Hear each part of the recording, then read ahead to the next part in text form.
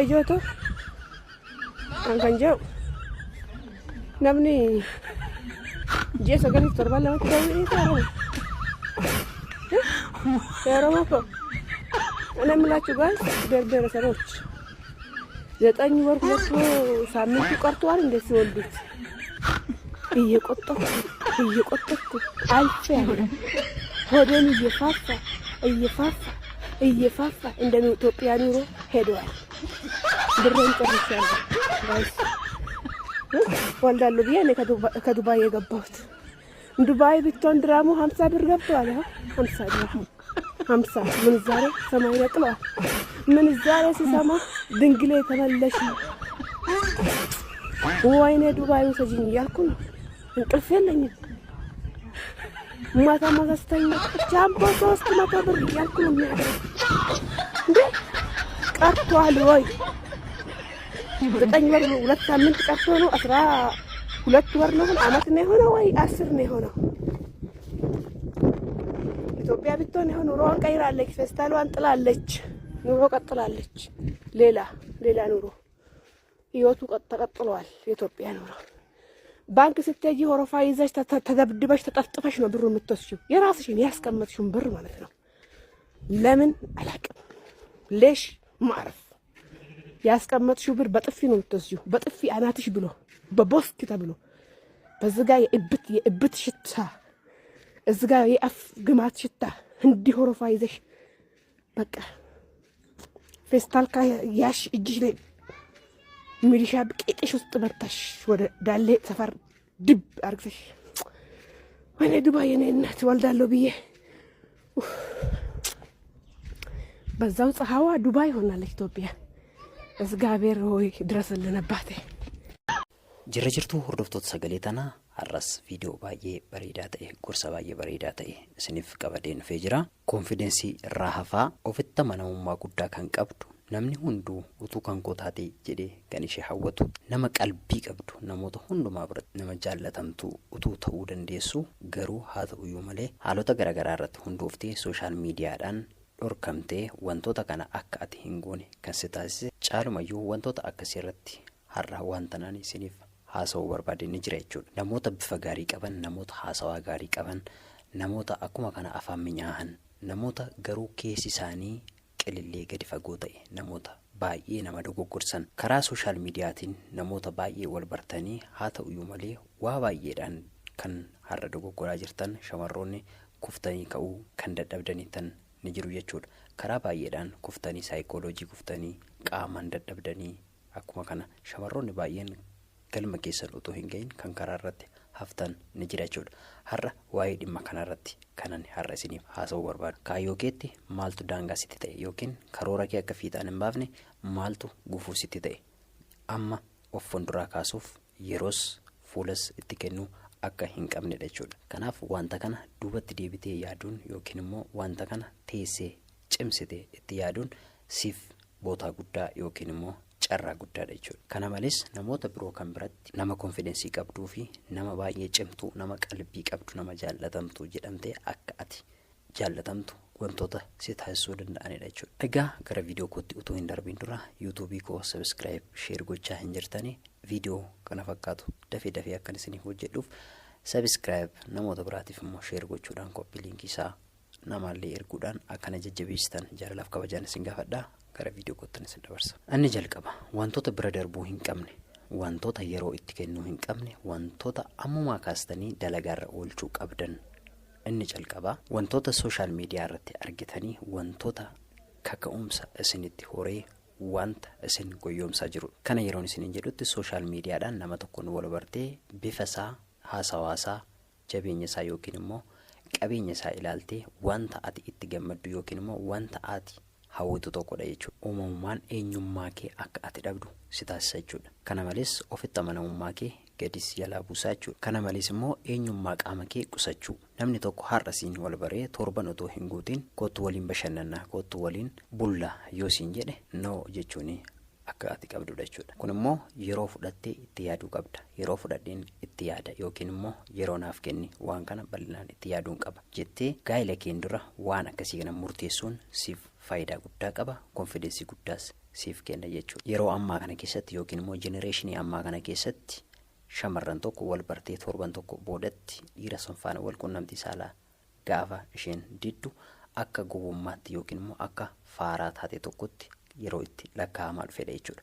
Haa ta'uyyuu malee shamarran kaayyoo qabdu, shamarran karoora qabdu tokko har'uma kana wal bartee har'uma kana dhiira san faana akka barbaadde ta'uun yookiin immoo kabaja ishee gadi buusuun isheedhaaf hin malu jechuudha. Inni kun konfidensii akka ati dhabdu yookiin immoo kabaja kee akkasiif gadi buusu namni sun ilaalcha inni qabu akkasiif gadi bu'u taasisaa jechuudha. Wantoonni akkasii kun immoo kontiraata jaalalaa jedhamu. Kontiraata jaalalaa jechuun wantoota itti fufaa hin taane yeroodhumaaf calqabee yeroodhumaaf kan dhaabatu jechuudha. Shamarran 4 yookiin immoo dhiira 4 arga tokko jaallachuun akka ciminaatti yookiin immoo akka waan dandeettii qaban tokkotti yeroo itti ilaalamaa jirudha jechuudha kan arginu. Haa ta'uyyuu malee mana hundee hin qabne yookiin immoo manni hundeensaa gadi fagaatee hin dhaabbanne qilleensi kuffisuunsaa hin oolu.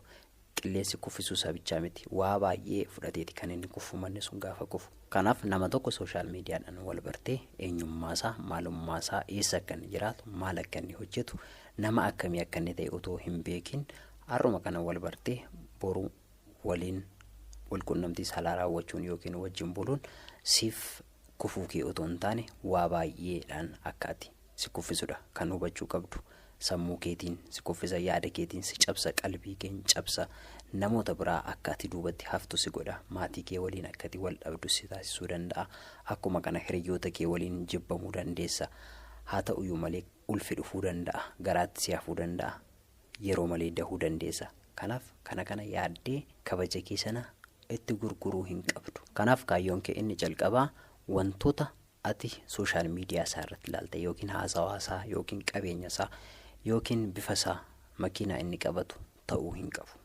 Inni kun siif dogoggora guddaa uuma jechuudha. Filannoon kee kaayyoo kee boruu karoora kee galmaan ga'uu yoo ta'e garuu namni sun kufee ka'ee si barbaaduu danda'a yookiin immoo si kabajuu danda'a jechaadha. Nama kan fuulduratti illee jaalatamaa yookiin jaalatamtuu ta'uu dandeessa jechuudha. Kanaaf shamarroonni keenya of eeggannoo guddaa gochuu qabdu. Adeemsa keessan jijjiiruu qabdu. Adeemsa keessan sirreeffachuu qabdu jechuudha. Fakkeenyaaf dhiirri tokko har'a wal bartee torban tokko booda yookiin torban lama booda wal arginee haasofna siin jechuu danda'a. Ishi jettee gaafate wal arguu feetu algaa qabannee haasofna mana algaatti eenyee haasofna siin jechuu danda'a. Kanaaf yeroo sanatti ati deebii natti kennitu maalidha? Yoo isa jaalatu ta'e ishi, yoo isa hin jaalatu ta'e garuu lakki jechuu otoo hin taane yeroo sanatti guutummaa guutuutti lakki. Maaliif asteenyaa ta'uu dandeenya yookiin kaaffee yookiin mannaaffashaa kana yookiin immoo lafa saayilentii ta'e lafa bootaa ta'etti wal arginee haasa'uu dandeenya jettee diduu qabda jechuudha. Haa ta'uyyuu malee ofitti amanamummaa hin qabdu ati yookiin immoo nan amantu ati siin jechuu danda'a.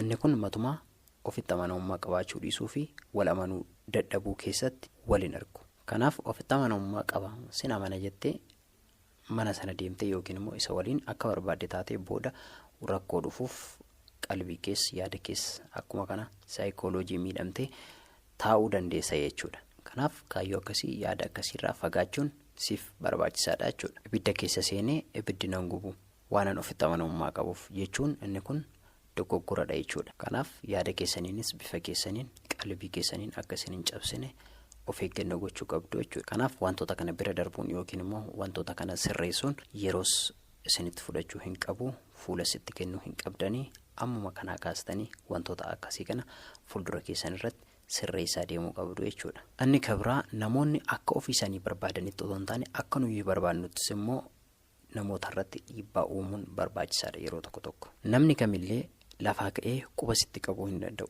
yookiin immoo namni kamillee lafaa ka'ee harka isaa sirratti kaasuu hin danda'u. Quba sitti qabuudhaan dura wanta ati isa bira dabarte yookiin immoo wanta ati kolfitee fi ni jira jechuudha. Namni tokko sitti aggatee yoo kolfite borus sitti aggata, borus yoo kolfitee fi kaleessa kolfiteetti itti aggadhee maaliif rukutee ilaaluu jedhee si rukuta jechuudha. Akka kana ta'uu hin qabdu ati. Kana malees namni nama hin beekne tokko irratti waa tokko haasa'uu hin danda'u, waa tokko gochuu hin danda'u. Maaliif nama sana maalummaa isaan beeku, eenyummaa isaan beeku.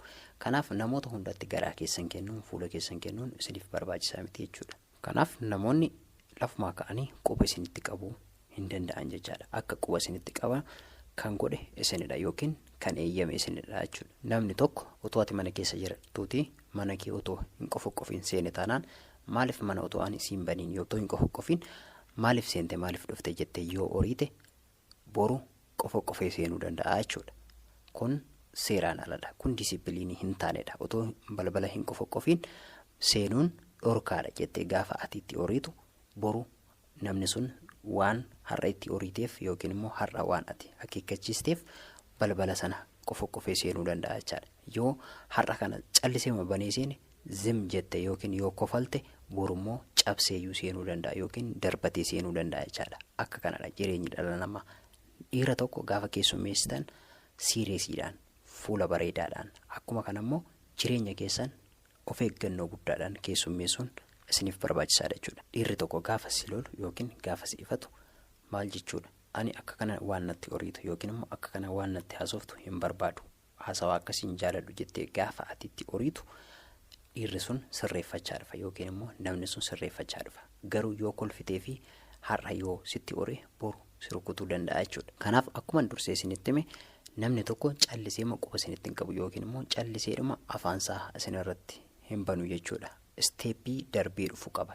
Yoo isin cal jalaa jettan yookiin immoo yoo isin bira dabartan aninni dhufee waa guddaarra isin ga'uu danda'u. Laphee keessan yaada keessan cabsee saayikoo keessan cabsee kan inni deemu yoo isteeppii xiqqoo bira dabartanidha jechuudha isin. Kanaaf wanta isin irratti biqiluu barbaade yookiin immoo wanta isin irratti guddatee dagaagu fedhu tokko hundee isaatti hin kuttan taanaan yookiin calqauma isaatti buqqistanii hin gattan taanaan boru isin irratti dagaagee isin irratti kufuu danda'a, isin miidhuu danda'a jechuudha.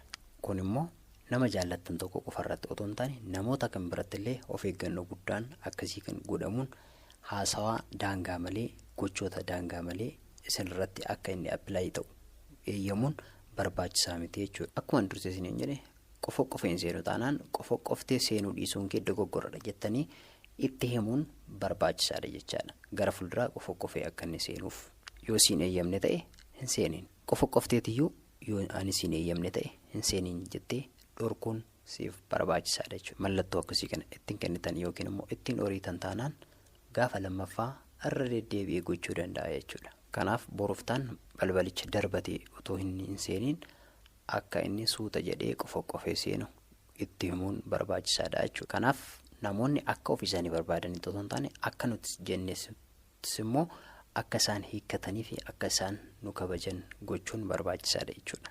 Kanaaf otoo waa hedduu isaa hin deemiin namoonni ajaja kan isaanii qofaan yookiin yaada isaanii qofaan akka ati bultu yookiin immoo akka ati adeemtu gochuun ala yaada kan keessa fudhatanii yaada keen akka isaan deeman yoo hin eeyyaman ta'e yeroodhuma sanatti karaa kee jijjiirrachuun yaada kee jijjiirrachuun siif barbaachisaadha jechuudha. Anni kabraa kan hiriyoota keessaa ta'u kan hiriyaa kee yookiin kan jaalallee kee akkuma kana kan maatii keessaa ta'u iccitii eeguun siif baay'ee barbaachisaadha. Namni iccitii eegu nama baay'ee kabajamuu fi nama baay'ee fudhatama qabudha jechuudha. Hamma fedhe si haa jaallatu, hamma fedhe jaalladhu, hamma fedhe wal jibbuus dandeessu gara fuulduraas. Namatti hin himin jedhee kan sitti himate yookiin immoo hiriyyaan kee sana namni tokkollee dhagahuu hin qabu jettee kan maatii ishees haa ta'u kan ofii ishee iccitii isheen sitti himatte nama biraatti dabarsitee hin kennitu yoo ta'e ati nama guddoo nama kabajamtuu fi nama baay'ee jaallatamtuudha jechuudha. Namni kamillee namni iccitii namaa eegu nama baay'ee kabajamaa barbaadamaadha jechuudha. Kana malees waan hiriyyaa kee sana jaallattuuf yookiin waan jaalallee kee sana jaallattuuf iccitii maatii kee yookiin iccitii hiriyoota kee actually isa jaallatta waan isa jaallattuuf itti himte garuu hamma fedhe yoo isa jaallatte iccitii nama biraa yoo ati itti himte namni sun sirraa amantii dhabaa dhufa yookiin immoo iccitii hiriyyaa kee sana baastee gaafa ati itti haasoftu kansaas akkuma kana baastee kan itti haasoftu waan isatti fakkaatuuf namoota biratti yookiin hiriyyaa keessan birattis kabaja dhabaa dhufta jechuudha. Kana malees immoo hiriyyaan kee baay'ee jaallattu tokko iccitii ishee sitti himattee iccitii koo kana maatii yoo dhagahan namoonni yoo dhagahan anaaf rakkoo guddaa uumuu danda'a jettee kan isheen sitti himatte ati immoo waan isa jaallattuuf yookiin hiriyyaa kee sana yookiin goddanyaa kee biraa yookiin nama biraa sanatti waan jaallattuuf waan amantuuf yoo itti haasofte boru wal dhabdeen yookiin adda ba'umsi gaafa dhufu hiriyyaa kee baay'ee jaallattu sun faana adda si baasuu danda'a jechuudha. Kanaaf kun siif amanamummaa dhabuudha waan ta'eef amanamummaa akka ati horattuuf iccitii kamillee qabachuun of keessatti ukkaamsuun baay'ee barbaachisaadha jechaadha.